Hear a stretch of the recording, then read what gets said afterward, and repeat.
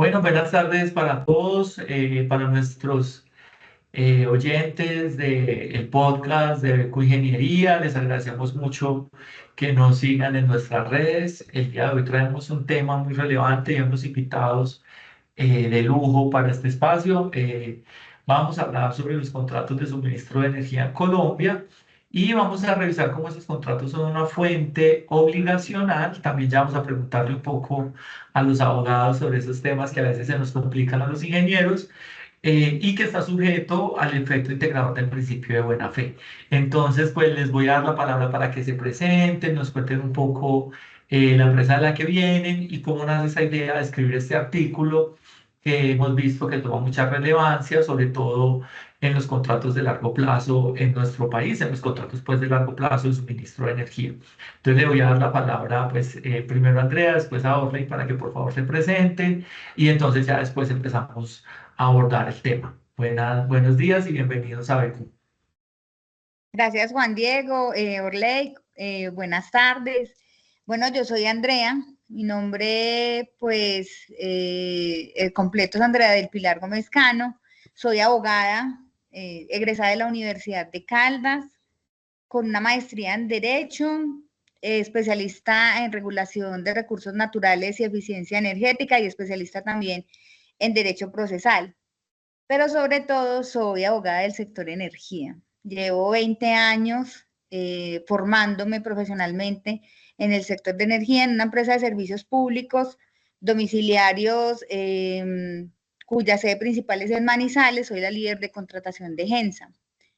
En esta empresa durante 20 años me he formado en el sector de energía y he visto cómo el sector se transforma, cómo siempre, digamos, se requieren nuevas opciones para el ejercicio de, digamos, de los negocios y la estructuración contractual de esos negocios. En ese sentido, pues, estudiando en un espacio académico me conocí con Orley y tuvimos un contexto muy importante que nos llevó a escribir este artículo que ya estaremos hablando de él. Buenas tardes, estimado Juan Diego y compañera Andrea. Mi nombre es, pues, Orley Mauricio Pérez Otero. Trabajo en el Fondo Nacional de Energía Renovable y Eficiencia Energética como estructurador legal de los proyectos a gran escala. Entonces, nosotros en el fondo somos el brazo ejecutor del Ministerio de Minas y Energía. El Ministerio de Minas y Energía, a través de sus decretos, está orientado a generar políticas públicas, pero a través de nosotros es como realiza y materializa toda esa estructura de alguna manera energética o democratización de la energía, como lo habla ahorita el plan de desarrollo. ¿Qué formación tengo? Soy abogado también de base, especialista en contratación estatal, en gestión pública, magíster en gobierno y políticas públicas y especialista en regulación de energía renovable y eficiencia energética. Y pues es un placer estar en este día aquí compartiendo en este podcast con el doctor Juan Diego de Beco Ingeniería. Y también le estaremos contando de el bien citó el artículo el cual nos trae mención. Y pues hagámosle, empecemos a hablar del tema. Claro que sí, hagámosle como diríamos en Manizales. Yo les cuento que también soy de Manizales. Estudié ingeniería eléctrica en la Nacional de Manizales y por eso pues tengo un gran cariño sobre todo por la empresa en la que trabaja Andrea, que es Gensa. Siempre he admirado mucho la forma en la que trabajan y entonces pues entremos en materia. Y es que el fenómeno del niño a finales del 2023 y sobre todo en toda la vigencia del 2024 presentó un comportamiento desproporcionado, pues de acuerdo a lo que siempre hemos visto y esperado de este fenómeno. Digamos que realmente todos, o por lo menos los que nos escuchan, sabemos esa variabilidad del clima y nuestra gran dependencia de fuentes hídricas en Colombia, por lo que en cada fenómeno del niño, pues realmente ya estamos acostumbrados a escuchar que estábamos quedándonos un poco cortos con la oferta frente a la demanda que tenemos de energía. Y en esas estrecheces entre la oferta y la demanda, pues empezamos a ver siempre pues la bulla del apagón y todos los asuntos asociados, que digamos es más un poco de contexto, ya vamos a entrar en materia jurídica, pero en particular vemos que se trata de manejar el sistema de tal forma que haya un buen mix entre la generación térmica y la hidráulica, y en los últimos años hemos logrado avanzar sin que hayan apagones de fondo y sin que esto haya sido, digamos, materializado en el peor escenario que puede pasar en un mercado energético, que es un apagón. Y pues en ese sentido tiene mucho alcance los contratos de largo plazo de energía, porque pues claramente mucha gente se pregunta, bueno, ¿por qué si hay tanta agua en algunas épocas del año, entonces pues la energía no es más económica sabiendo que somos hidráulicos? Y también por qué no se eleva de manera sustancial en esos momentos de estrés hídrico cuando hay tanta escasez, y de manera directa los usuarios lo sienten, ¿cierto? Y pues un poco para explicar ese contexto, antes de dar la palabra a ustedes para que hablen de los temas jurídicos, es principalmente porque hay unas coberturas energéticas de los comercializadores con las distribuidoras regionales, en donde la demanda regulada, que son casi toda la demanda que atiende los hogares colombianos, pues tienen una cobertura de energía porque las empresas que les suministran la energía hacen un contrato de largo plazo, y este contrato tiene un precio acordado a largo plazo independiente de lo que pase con el clima. Y pues lo que sucede con este supuesto, con estos valores de energía que se afectan por los valores esperados de racionamiento o por los vaivenes de este fenómeno.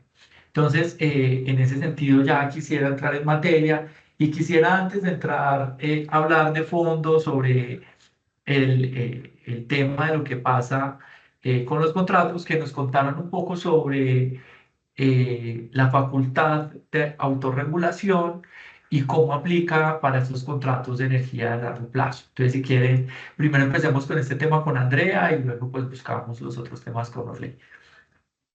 Bien, no esperaba una introducción de menor nivel, que está conociendo pues que eres muy comercial frente al sector. Bueno, Juan Diego, ¿qué te cuento? Como les dije, yo llevo 20 años en el sector, y que para mí pues he tenido como diferentes momentos de crecimiento. Siento que profesionalmente el año pasado la situación climática y el comportamiento del mercado en el 2024 fue también una etapa donde con agudeza reconocimos ciertas necesidades de tipo jurídico contractual. Los antecedentes, digamos, de estructuración de contratos son técnicos, ¿sí? ¿Qué quiero decir con eso? O sea, son elaborados por ingenieros que desarrollan un mercado, ¿cierto? Pero digamos que los ingenieros, pues por supuesto, no tienen formación jurídica. Y esa formación jurídica o esos principios jurídicos son relevantes al momento de estructurar un contrato.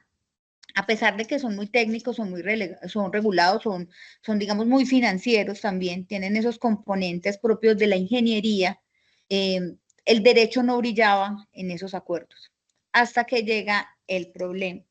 Normalmente las personas cuando consultan un abogado, cuando ya efectivamente tienen un problema en realidad. La mejor forma de consultar a un abogado es previa, pero los antecedentes del sector no son jurídicos, los antecedentes del sector son técnicos dentro de las lógicas. Digamos que de alguna manera, así siempre se han visualizado esos acuerdos, ¿cierto? Como unos contratos y unos instrumentos técnicos y financieros del sector que permiten unas transacciones. En ese sentido, esos contratos los llaman de suministro de energía, o unos contratos a largo plazo, o algunos los llaman compraventas a largo plazo de energía, que básicamente tienen la estructura propia de un contrato de suministro para los abogados, ¿cierto? Entonces, el sector utiliza indistintamente diferentes denominaciones, diferentes expresiones para referirse a este tipo de acuerdos tan importantes y tan cuantiosos, pues porque obviamente lo que hacen es, lo que tú indicabas, un sistema de respaldo dentro de lo que es la comercialización de energía. Cuando se presenta el problema, ¿cierto? Cuando se presenta que el contrato a largo plazo está modulado bajo un escenario inicial, ¿sí? El contrato, pero ese escenario, digamos, ese contexto del contrato cambia. Entonces el contrato empieza a tener una resistencia, ¿cierto? Y a generar pérdidas para las partes, porque eso es lo que ocurre, porque cuando la gente pues gana dinero, pues no hay mayor problema, ¿cierto? Pero cuando la gente ya empieza a perder dinero y cuando eso ya afecta, digamos, la estabilidad económica de las partes del contrato, cualquiera de que se trate, pues efectivamente ahí tenemos una lesión patrimonial que nadie quiere sufrir. Pero ¿qué hago yo para intervenir un contrato a largo plazo? ¿Qué hago yo en términos jurídicos para remediar una situación económica dentro del contrato? Entonces, como son instrumentos técnico-financieros, pues las herramientas del derecho estaban casi que por fuera. Entonces, cuando se consulta el asunto, pues en realidad lo que los abogados pensamos es que contrato es contrato, ¿sí? Y el contrato, independientemente de que sea un instrumento técnico-financiero, no deja de ser o no escapa a los principios generales del derecho contractual, ¿sí? Que han sido históricos y son internacionales por demás. Entonces, ¿cómo regula uno o cómo hace una remediación, cómo soluciona uno un contrato que efectivamente no contempla opciones por las partes? Entonces, esa facultad de autorregulación que tú indicas obedece a la definición de las partes del contrato, del clausulado, de la doctrina, las reglas del juego. Entonces, las partes de alguna manera en este mercado tienen una potestad, ¿sí? Que les otorga la autonomía privada, que también es un principio del derecho privado, para que las partes definan con base en sus estudios, en sus análisis, en su idea de negocio, la estructura del contrato. Esa estructura del contrato se mantiene firme durante todo el plazo del contrato y en principio así debe ser. Pero cuando el contexto cambia y las partes no previeron cómo solucionar ese contexto, cómo cambiar, porque tú en un contrato de energía que encontrabas, pues lo normal, que incrementa de acuerdo al IPP, ¿cierto? Al índice de precios al productor oferta interna, que hay una indexación ahí, ¿cierto? Pero esa indexación resultaba insuficiente frente a lo que estaba pasando. Entonces, ¿cómo intervengo yo a la autonomía privada? ¿O qué llamo yo hacia el contrato para poder solucionar el inconveniente que se me venía presentando?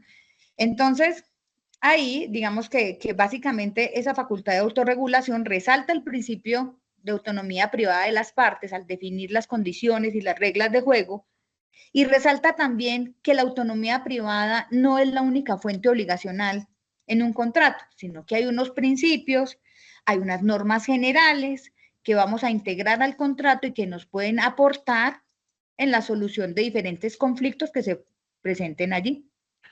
Ahí me gustaría, ya teniendo clara, ya que tú entraste al tema claro de la aplicación de las reglas generales de suministro, pues me gustaría entonces, teniendo ya el contexto que hemos hablado de la facultad de autorregulación, entonces que Orley nos explique un poco cómo se pueden aplicar esas reglas generales de suministro, pues para revisar cuando un contrato, por ejemplo, a pesar que tiene una duración de largo plazo, el contexto pues empieza a cambiar y empiezan a suceder todo este tipo de temas. Entonces, ahí cómo se pueden aplicar las reglas generales de suministro pues para manejar este tipo de situación.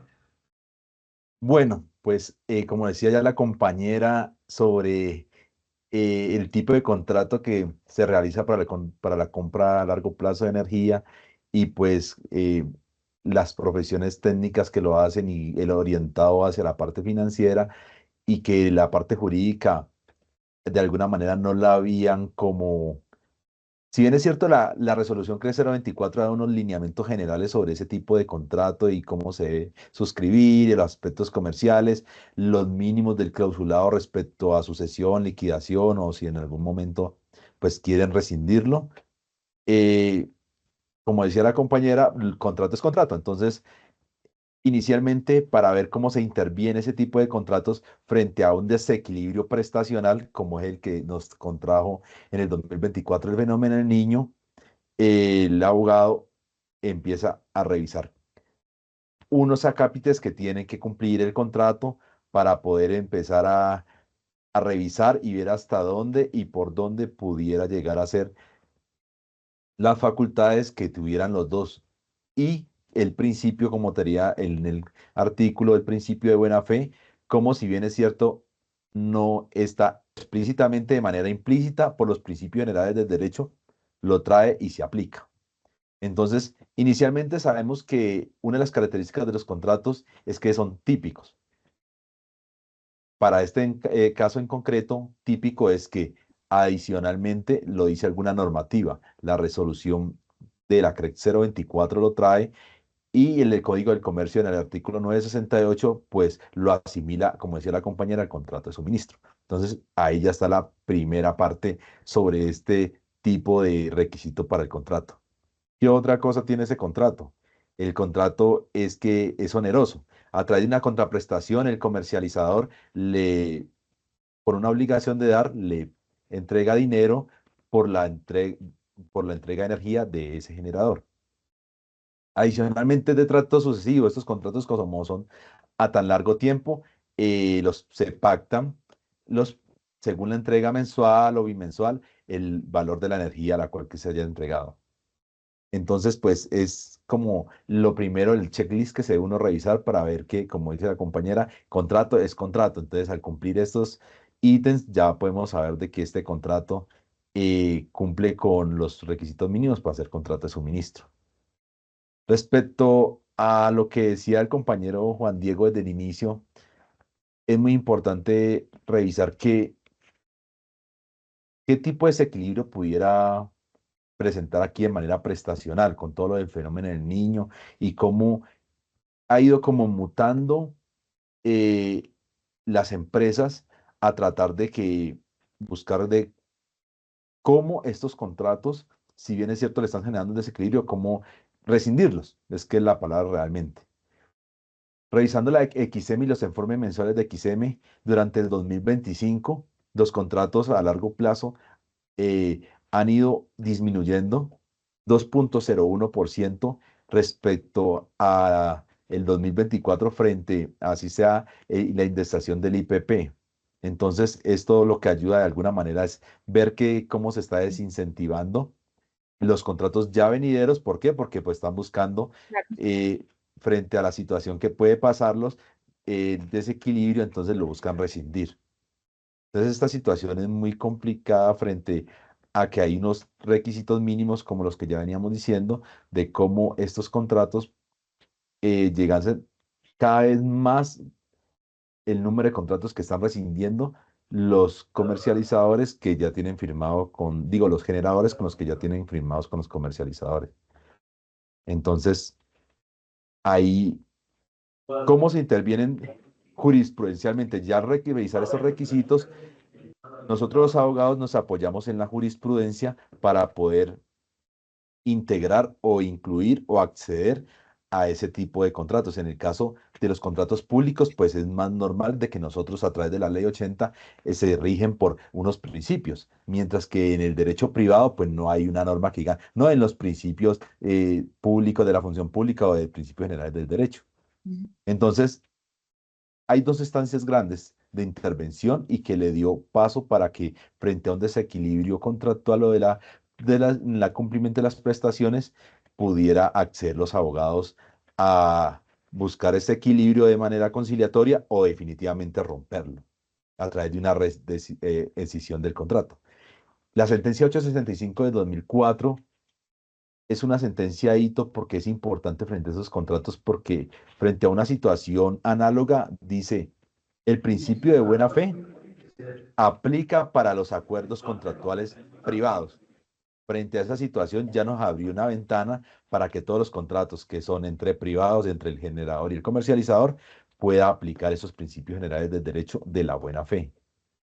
Y adicionalmente, la sentencia de la Corte Suprema de Justicia nos dice, si no hay un cumplimiento de la buena fe de manera es- explícita o implícita, puede la persona de alguna de las partes llegar a revisar esas cláusulas si logra comprobar un desequilibrio prestacional. Entonces, esa situación de esas jurisprudencias, primero nos da el inicio para poder entrar al acuerdo privado y segundo, a que esas cláusulas, ya sea decisión, sea de cualquier tipo de cláusula de pacto, de conciliación, de cualquier de obligación del IPP, del valor del incremento, puede ser revisado siempre y cuando se compruebe ese desequilibrio. Entonces es como los dos grandes momentos, la revisión de los requisitos y la jurisprudencia, la cual abre la puerta para que esos contratos sean intervenidos, dado que se cumpla un desequilibrio contractual. Entonces, ya a partir de ahora vamos a concluir que los contratos pues tienen las características de ser típicos, bilaterales, onerosos, conmutativos y de trato sucesivo y que están regulados por normas de la CREC y el Código de Comercio. Una vez concluido todas estas características de los contratos, lo que estamos diciendo acá es que debido a que normalmente estos contratos habían sido hechos tradicionalmente de una forma muy técnica, y muy económica, ¿cierto? O sea, técnico-económico, pero la regulación tiene que tener argumentos tanto técnicos, económicos como jurídicos. En la actualidad los contratos muestran algunas inflexibilidades que realmente, si lo vemos a la luz de la jurisprudencia y el análisis que hacen ustedes en este artículo, pues podrían ser motivo de revisión, sobre todo en los casos que se han venido presentando en los últimos días, donde esos contratos pues representaban algunas pérdidas para las empresas, sobre todo comercializadoras y algunas generadoras que estaban atados a los mismos. Entonces, para ir concluyendo, quisiera que nos cuenten ya la conclusión la conclusión de cada uno, y sobre qué quieren llamar la atención finalmente en este podcast, con respecto a estos contratos de los que hemos hablado el día de hoy. Ahí, digamos, yo quería, antes de entrar a las conclusiones, es que justo recientemente estuve revisando otro y el sector de energía, sin duda, siempre va a diferenciar lo que es el mercado regulado, el mercado no regulado, y también los abogados diferenciamos mucho entre lo que es el caso concreto. A veces no es fácil, o sea, en el derecho, creo que en el derecho y en muchas cosas no es correcto absolutizar términos, fórmulas o situaciones porque cada caso tiene su particularidad. Sin duda, el sector de servicios públicos siempre, inclusive la filosofía proteccionista del usuario final que tiene la ley 142, de siempre mantener, digamos que el usuario final sea el beneficiario de los servicios, pero también a un costo, digamos, razonable, ¿cierto? De acuerdo a un tema, digamos, de ingresos o de estratificación, por así decirlo. Entonces, sin duda, las reglas que nosotros presentamos son reglas porque justo lo que tú acabas de decir, que el mercado es muy rígido.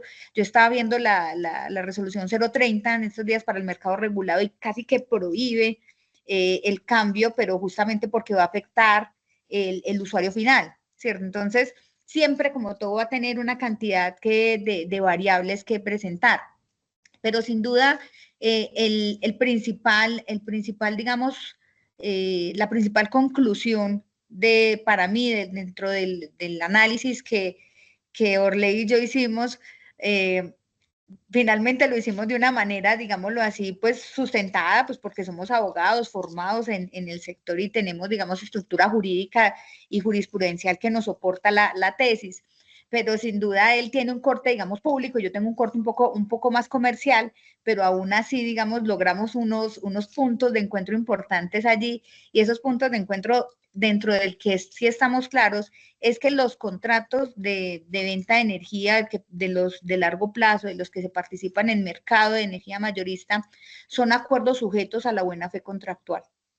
Y que esa buena fe contractual es un principio que se integra, como lo decía Orley, que se integra el acuerdo, y esa integración del principio de buena fe hace que el comportamiento de las partes durante la ejecución durante su ejecución tenga y se atienda a los principios de cooperación, probidad, economía, ¿sí?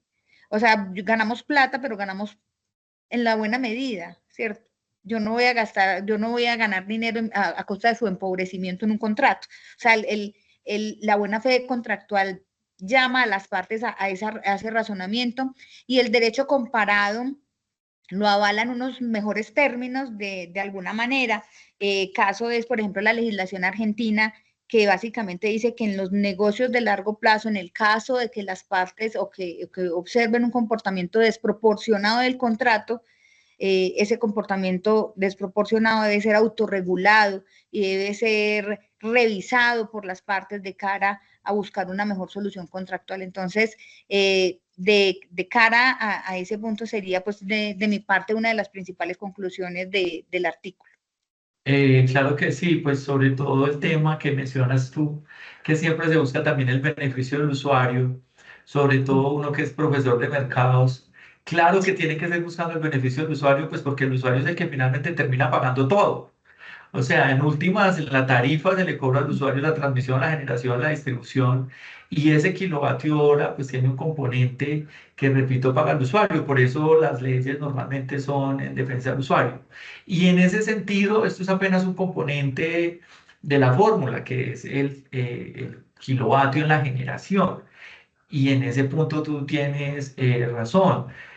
Ahorita hacemos la palabra ley para que nos dé su conclusión y vayamos cerrando ya el podcast con estas conclusiones.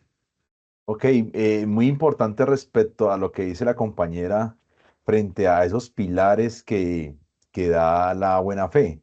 Ese principio de la buena fe es que porque es tan importante y se hace un llamado como conclusión a que el constructo de los contratos, ya sea en el regulado o no regulado o a largo plazo, o sea, todo el tipo de gestión contractual que pudiera generar o que hay que inscribirse en el sector minero energético, sea acompañado de el tripartito, el financiero, el técnico y el jurídico.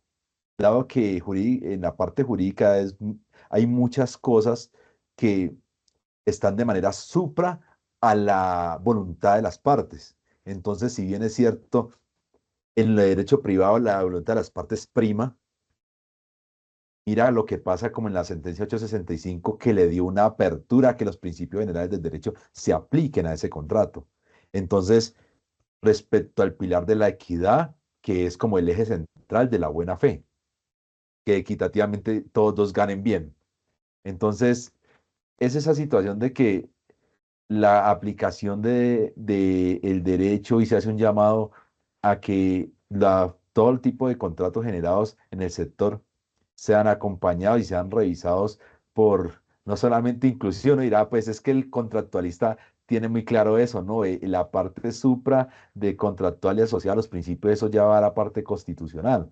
Entonces, imagínate que ya no solo un abogado normal contractualista que puede diseñar el contrato tiene el alcance de poder prever esos riesgos que pudieran generar en un desequilibrio.